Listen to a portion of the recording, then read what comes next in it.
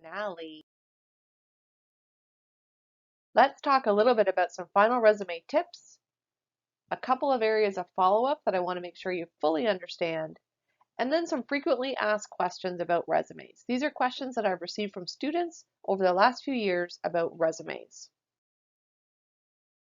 So remember, the resume is listed in the combined format, which is a specific layout and structure that's going to maximize your skills and minimize any lack of experience you have in the industry or job market. It is a formula of all the accomplishment statements, and the order of each section is absolutely critical. That first page is the most important page, and it has to be perfect. No spelling, grammar, or formatting errors. If it does have an error, it's going to get filed under G for garbage, and we don't want that to happen to your resume. Some general guidelines are it's 2 pages maximum. The references are a separate piece, so that's a third piece. Everything is bulleted phrases, brief and concise. And remember that you want to always focus on soft and hard skills related to the position. We don't ever use I, me, or my statements. Again, we start with action verbs for each bullet point. And as I've told you before, make sure all information on your resume is accurate, factual, and can be 100% verified, because it will be.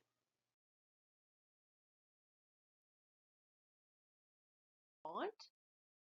Remember a few weeks ago I mentioned that your font is a little bit like your calling card? Well, I hope you spent some time looking for a font that you're going to use for your cover letter, resume, and references. It should be the same font throughout all the documents that helps tie it together. But your font is a little bit like the old-fashioned business card. You're putting it out there in the world and it says something about you. For instance, if Times New Roman is your favorite font, then you're seen as an individual who likes slow and steady, someone who's overly cautious sometimes, but definitely dependable. What about Calibri or Tahoma? They're in what's called the friendly font, someone who has a sunny disposition. If you haven't chosen your font yet, I'm going to show you a few as we go along the way today. So, a tiny little bit more about objective statements. This font is called Arial Black. Arial Black is definitely a traditional font, but there's a lot of creativity up your sleeve if this is one of your favorite fonts. Let's talk about objective statements for a second. Remember, the objective statement comes as the very first thing they see after your header information on your resume. And it's completely up to you as to whether you include this or don't include it. If you do decide to include an objective statement, you have to focus on what you can offer, what's in it for them. It's all about them and not what you want. They're reading it thinking, why should I care? Why should I keep reading? And are they seeing a match to the position? Do you sound interesting? So it's really important that in 1 or 2 sentences, should you decide to include this, that it makes a strong impact. You want to keep the objective statement short. Again, there has to be a connection of what's in it for them. It should be specific and tied to the job posting and you. And it has to be original and unique, and avoid things like, I wish to gain experience. Of course, everybody wishes to gain experience. That's why you're applying for the job. I say here that stating if you want to be part of a successful company where you can utilize your skills and abilities does not really say anything, because nobody wants to work for a failing company where they're unqualified and can't do the job. If you're going to take the time to put an objective statement on your resume, make it valuable. It has to be a big impact because it's one of the first things they see. If they stop reading after your objective statement, you've just lost the job. Here are some examples of some objective statements. Self-directed, resourceful, and passionate administrative professional seeking a position as an administrative assistant with the Union Hospital of Windsor. Now, take a step back for a second. Where do you think they got the words self-directed, resourceful, and perhaps passionate professional? Believe it or not, some of those were hinted at in the job posting. So not the exact words, but very close to them. Here's another one. Dynamic and accredited professional, desiring an electronic engineering position with Dane Foods, using my proven technical and problem-solving skills to support your fast-growing R&D branch. Wow, this one's good. Dynamic and accredited professional is from the job posting. They talk about their proven technical and problem-solving skills, again from the job posting. And I love that they've put in here to support your fast-growing R&D branch. This shows that they've actually done their homework on this business. This business on their website talks about their research and development branch is quickly growing. So they've incorporated that in here, and it would make me want to keep reading. Okay, let's talk a tiny little bit more about accomplishment statements. And this is Arial Rounded MT Bold. Arial was one of the first friendly fonts, if this is one that appeals to you, and it speaks to creativity and again that sunny disposition. It also speaks to someone who's quite outgoing. So if this is one of your favorite fonts, then it speaks to all of those characteristics that embody you. Remember that we talked about accomplishment statements are broken down really into three components. They all start with an action verb. They talk about the who, what, where, when, why, and how. So what did you do? And finally, the final result. And these are proof statements, not job responsibilities. A couple of examples here. Coordinated 2 fundraising events for local shelters, which raised over $8,000 and greatly increased community awareness. Ba-bang, that's a great one. What about supervise a team of customer service representatives in a fast-paced, results-driven organization? Ka-ching, that's another great one. Again, you don't lay them out in a table format, but this gives you an idea of how you structure them to make sure you have the full impact and all three pieces. I'll give you a tip. Most people are really good at the action verb and the description, and they leave out the end result. And that's the most important piece. What happened? It's like a great story that we get halfway through the movie and then it shuts off.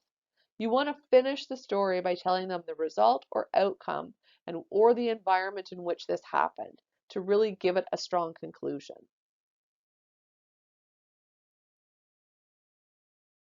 Another way to think about accomplishment statements is using this model. It's called the CAR model. What was the challenge that you faced or the problem or issue? What was the action that you took? And what were the results you obtained? So the benefit of your action. And these can be both qualitative or quantitative. So if you can actually say they increased participation by 50%, that's a nice quantitative amount. But they can be just qualitative. I improved staff morale or improved the way people thought about the product. Those are the results that you obtained. And again, that's the great ending that's going to make sure that this moves from just a regular statement to an accomplishment statement. Okay, I have a couple of examples of accomplishment statements from students that I've worked with in the past. So the first one, I had a student that worked with the public, and their accomplishment statements were pretty weak. They were like, well, what did I do? I just work with the public. As we talked through what did they actually accomplish, we developed a few accomplishment statements that really spoke to their skills and abilities. Things like addressed customer concerns and work with clients to resolve conflicts in a professional and courteous manner. Mic drop here. This is amazing.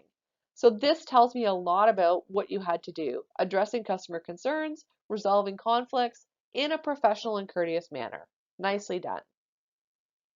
How many of you have ever had to take a telephone order on the phone? I have in my previous experience, and that's not easy. I did it at the start of my career, and boy, I was really challenged with some of that multitasking. Here's an accomplishment statement that speaks to taking telephone orders on the phone.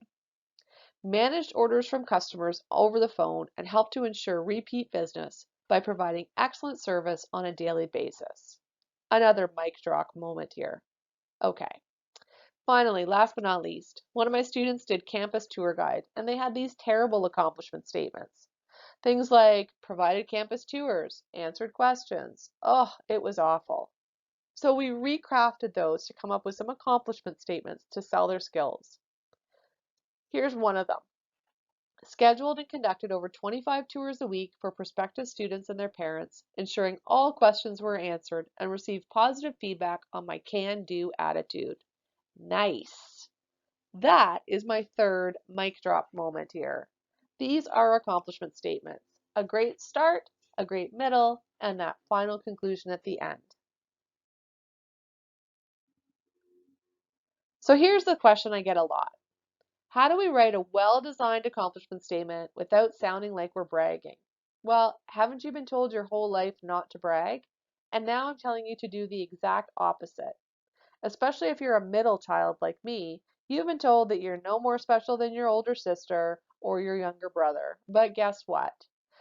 You're the one that they're going to be talking to about hiring for a job. So this is the time to make sure that you shine. You want to tell them the truth. Think about what you do differently and your strengths and weaknesses. If you need to take some self-assessments here, this is a great way to assess them. Although I have a pretty good feeling that you probably already know your strengths and weaknesses. Remember, they're hiring you and your brand, nobody else. So no one else is going to speak well about you. It's up to you to do this. And this is hard to do, but you need to get over the fact that this sounds a little bit like bragging because remember, you're telling the truth. Okay. So some of you may know of a place called Putting Edge. I have a student that worked there. And we really worked through their accomplishment statements on their resume and thought a lot about what they did, both the hard and soft skills that they used. So he's a putting edge supervisor, and here are some of the accomplishment statements that we developed. Assist customers with their questions and concerns by email, phone, or in person, and receive positive feedback from a mystery shopper. Nice. Communicate effectively to all customers in a polite and courteous manner in order to maintain a positive relationship and ensure repeat business.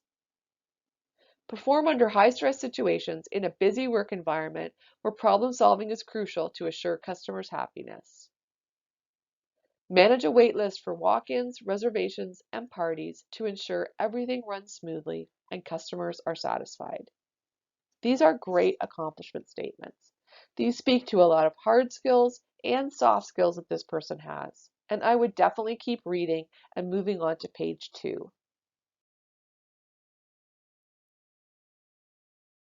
You need to be able to sell yourself in your accomplishment statements. What are you capable of doing? What are you familiar with? What do you have in-depth knowledge of? No one else can do this for you. Only you can write great accomplishment statements to sell yourself. And this is the time to do that. You want to print your resume and then check it. Print it because it's going to be able to see if there's any formatting issues. Once you print it, put it down on the table and take a big step back from it. Any big blank spots, anything that looks too squishy, too tight is going to stand out. Check to make sure you're showcasing all your strengths. Are all the elements you've included relevant? Is it really easy to look at? It's not hard on the eyes. And is your email address professional? Is it all true? And it is 100% completely free? And if so, then it is time to send off. Okay, I'm just going to talk through some general resume questions that I get from students all the time as they submit their resumes to me or start submitting resumes to jobs. The first one is, how do I identify the skills that I need to highlight in my resume? So talking about those accomplishment statements, which ones do they want to write? What do they do? Remember here, the answer is you look at the job posting. Circle the skills on the job posting that you know you have and start writing accomplishment statements for those skills. And then think back on your previous work and volunteer experience. What hard and soft skills do you have that are transferable to a new career? The next question I get, what are the best buzzwords to include or best keywords? Well, here, employers are looking for a match between the posting and your cover letter and your resume. But remember that the posting is their dream candidate. So what skills do you have that are listed on the job posting? The third question, what interests or hobbies are relevant? Well, think about what your interests say about you as a person. Do you have an interest or a hobby that requires a lot of dedication, detail, creativity, leadership, or commitment? All of these qualities are super important and relevant in the workforce. So what do you do in your spare time? Does it require a great attention to detail or some commitment to get good at it or some leadership? If it speaks to any of these, I would include it and maybe even include a sentence about what types of skills it needs to become an expert at this. The next question I get is, can a resume be too long or too short? And the answer is yes. Use the full 2 pages of real estate. Don't try to cram it into 1 page. 2 pages is what you get, so use the space that you have. Remember to think about hard and soft skills on page 1. That's everything under that relevant experience. Consider the optional sections. Remember that you're using accomplishment statements in each of your job experience, and if you only have a few jobs to list, then make sure you have at least 5 points per job.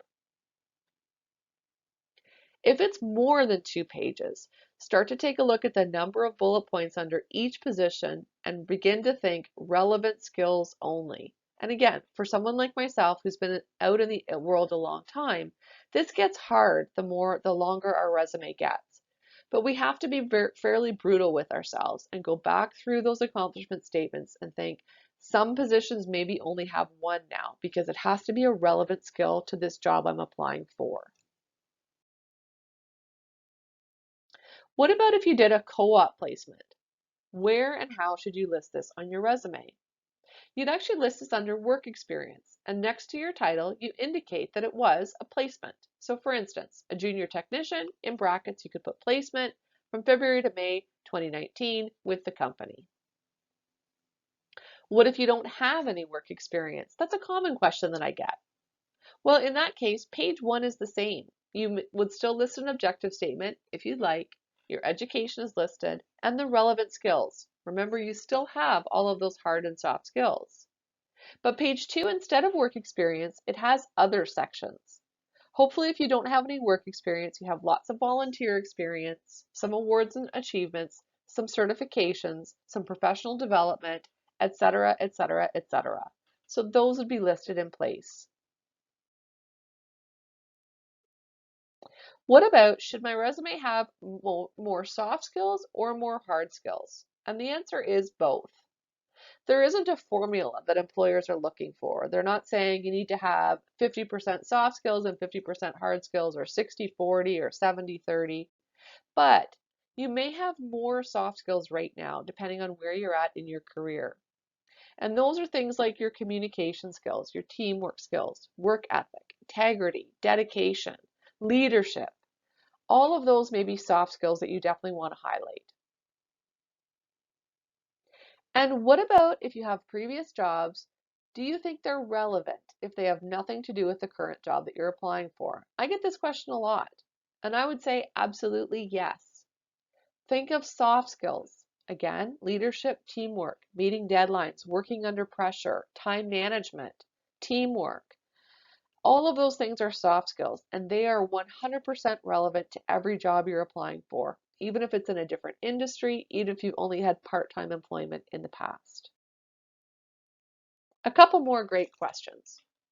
Sometimes students say to me after all this and taking a look at the formula, they say, don't we just all have the same soft skills on our resumes? Aren't we all just providing the same information in the same way? So aren't our resumes all just going to be the same in the end if we follow your formula? But guess what? I have yet to have 2 students who even have a similar resume. You all have different skills. Everyone in this class has their own unique skill set, and your job is to highlight them on paper so they call you for an interview. The way you lay your resume out may be the same, but the way you sell your skills will be completely different. And here, if I can't remember dates of employment or awards, can I just guess and put something down? And the answer is no, never, ever, ever. Again, as I've mentioned multiple times, everything on your resume must be true and accurate. So find a way to figure out the dates. Go back to pay records, photos, ask other people, and begin keeping track. And believe it or not, a resume is a great way to keep track of dates of employment and things going forward. Last but never least, a few final questions. Do I have to list all previous jobs I have had? And this is an it depends. Yes, if you have some great accomplishments from jobs that you're going to be talking about in the interview, but no if you want to keep them off your work history. So for example, if you had a job, a summer job, let's say a few years ago, and maybe you started and you only lasted a few weeks, and then you moved on to something else. Maybe you didn't even end well. I would leave it off. They're not going to know that you worked there. They're not asking to see your proof of employment statements. But if you want to leave them off, then you can't talk about them in the interview. So remember, everything on your resume is fair game for questions in the interview. And if you don't feel comfortable putting something on there, you don't have to. And then here's the last question. How often do you really send in your resume for a job that you really, really want? Well, again, this can depend. I have people who send in their resume every 6 months, but I would say ask them how long they keep your resume on file and get to know the gatekeeper, the person who takes your resume and gives it to somebody else.